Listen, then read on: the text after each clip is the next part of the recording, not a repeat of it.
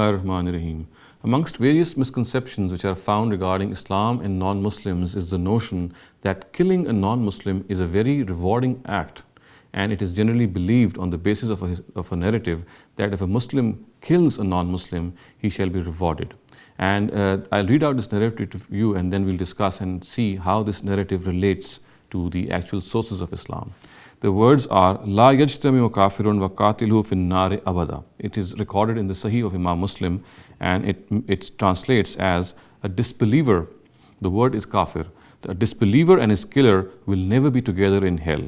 And it is construed from this narrative that all non-Muslims, if they are killed, then they should be very, very rewarding for Muslims. And this is further clarified and delineated by the fact that this narrative has been placed in a chapter which is called Chapter on the Reward of a Muslim Who Kills a Kafir, which itself conveys the psyche of the person who has recorded this narrative as the fact that it is a very rewarding act to kill a non-Muslim.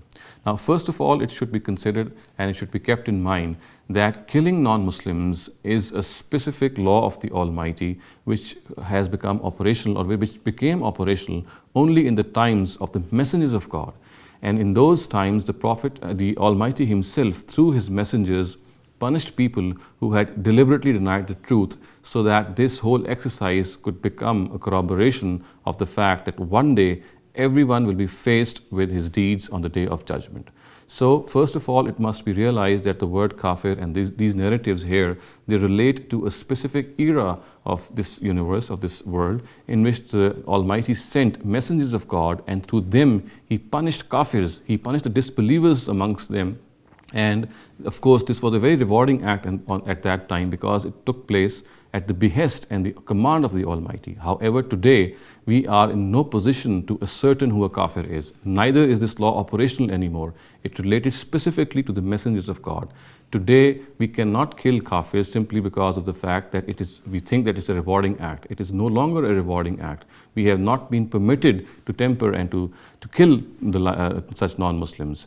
And the other thing which also needs to be considered is that today we cannot ascertain whether a non-Muslim is a kafir or not, because you see, we have to know whether a person is a kafir through one's intentions, and one can have no knowledge of the intention of the other person, and the Almighty himself can convey whether a person has deliberately denied the truth and thereby has become a kafir. And since divine revelation no longer comes, so today even if a person is deliberately denying, we are in no position to ascertain whether he is a kafir or not. And if at all we had been in a position, then too we have not been given this prerogative or this authority to pick a sword and kill a non-Muslim.